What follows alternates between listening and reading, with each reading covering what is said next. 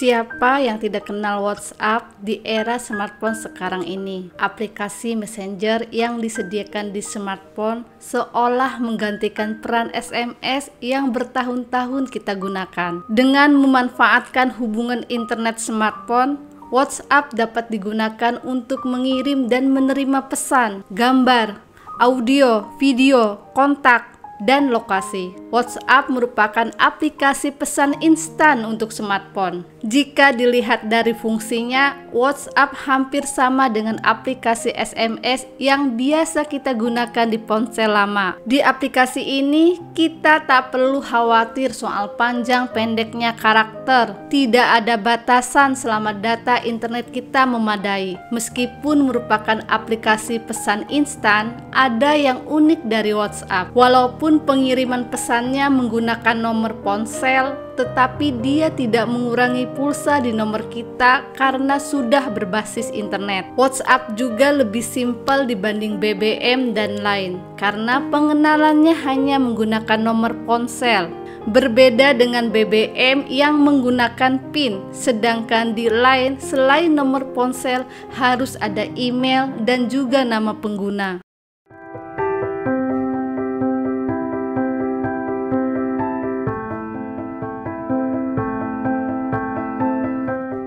Yan Kaum lahir pada 24 Februari tahun 1976 di daerah bernama Fastiv bagian Kiev, Ukraina. Yan Kaum berasal dari keluarga keturunan Yahudi. Ayah Yan Kaum bekerja sebagai manajer konstruksi dan ibunya hanya seorang ibu rumah tangga. Daerah tempat tinggal Kaum sangat memprihatinkan karena segala fasilitas sangat terbatas seperti listrik.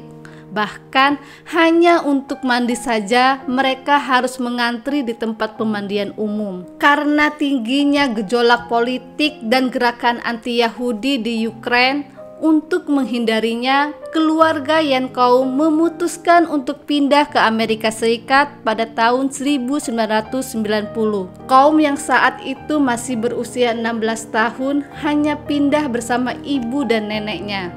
Lalu mereka tinggal di wilayah Mountain View, Amerika Serikat. Sementara itu ayahnya masih di Ukraina dan akan menyusul. Sayangnya belum sempat menyusul. Pada tahun 1997 ayah Kaum meninggal dunia. Sejak itu Kaum dan ibunya berjuang keras untuk bertahan hidup di Amerika. Ibu Yan Kaum lalu mencoba bekerja sebagai pengasuh anak dan Kaum menjadi penyapu toko untuk memenuhi kebutuhan mereka. Meski begitu, mereka masih sangat kekurangan. Untuk makan, Kaum mengandalkan jatah makan gratis dari pemerintah untuk tunawisma. Selain itu, ia juga kadang tidur di tempat umum. Saat pindah ke Amerika Serikat, Kaum sudah mahir berbahasa Inggris, sehingga ia mudah untuk masuk sekolah di Amerika. Di sekolahnya, Kaum dikenal sebagai anak yang nakal karena ia sangat susah menyesuaikan diri dan sering terlibat perkelahian. Meski begitu, ia murid yang cerdas dan sangat menyukai pemrograman komputer yang ia pelajari secara otodidak dari buku bekas. Kaum belajar mengenai jaringan komputer secara otodidak dan ia juga bergabung dengan grup hacker di sekolahnya. Setelah lulus, ia kemudian melanjutkan pendidikannya di San Jose University. Untuk memenuhi kebutuhan hidup dan biaya kuliahnya, Kaum bekerja sebagai penguji sistem keamanan komputer di Ernst & Young.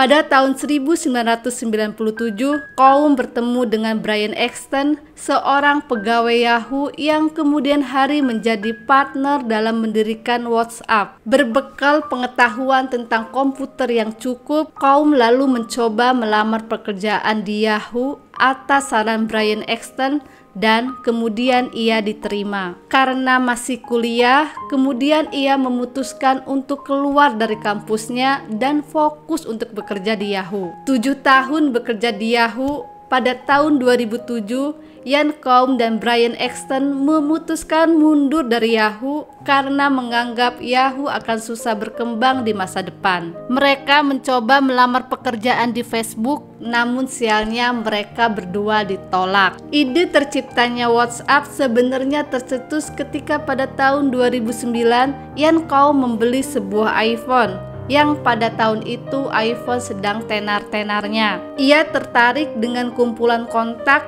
dan juga App Store-nya. Combs melihat potensi besar dari aplikasi App Store tersebut dan itu memberinya sebuah ide untuk menciptakan aplikasi yang dapat menampilkan status pada kontak telepon di iPhone. Dengan bantuan Igor Solomenikov, seorang developer aplikasi iPhone, akhirnya Combs berhasil mewujudkan idenya dan kemudian ia menciptakan aplikasi yang ia namakan dengan WhatsApp. Pada Februari tahun 2009, Combs kemudian mendirikan perusahaan WhatsApp Incorporation yang berbasis di California. Combs banyak menghabiskan waktunya untuk mengembangkan aplikasi ciptaannya tersebut. Walaupun aplikasi WhatsApp miliknya tersebut masih sering mengalami crash dan bisa dikatakan belum sempurna dan masih versi awal. Saat diluncurkan, aplikasi WhatsApp hanya diunduh sekitar 250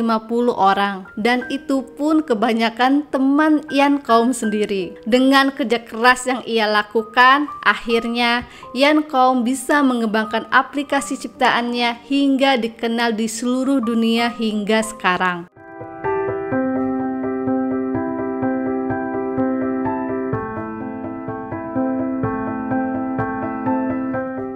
Versi awal WhatsApp hanyalah sebagai update status di kontak telepon iPhone. Kemudian Combs merilis WhatsApp versi 2.0 yang dilengkapi dengan fitur pesan instan yang kemudian berhasil menaikkan jumlah penggunanya mencapai 250.000 orang. Saingan WhatsApp saat itu hanya BlackBerry Messenger atau BBM saja. Tapi BBM punya kelemahan, yaitu hanya pengguna ponsel BlackBerry yang bisa menggunakan BBM. Dari situlah Combs semakin yakin bahwa WhatsApp bisa berkembang pesat dan akan mengalahkan BBM. Dan terbukti BBM hancur tak terbekas. Bahkan di tahun 2022 tidak satu pun dari teman-teman kita yang menggunakan BBM.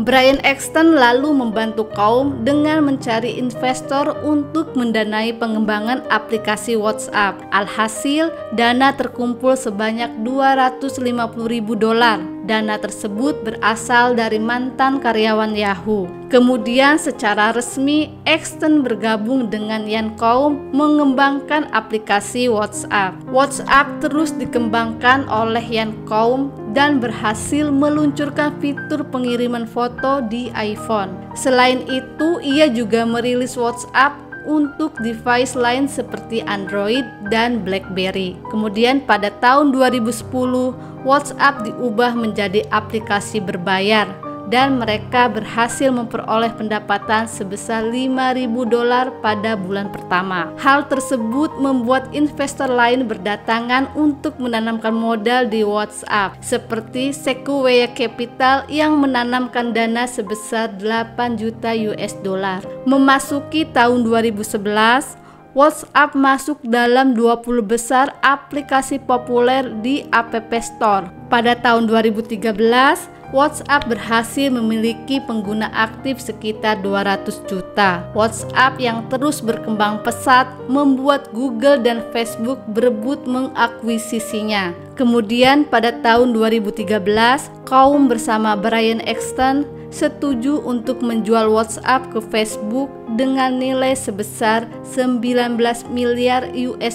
Hal itu membuat mereka menjadi orang kaya baru. Kekayaan Ian Combs melonjak drastis sebesar $6,8 miliar atau sekitar 80 triliun rupiah. Terima kasih sudah klik video ini. Pesan dari kisah ini adalah disadari atau tidak bahwa potensi seseorang kadang akan muncul ketika kondisinya serba kekurangan. Sampai jumpa di lain hari.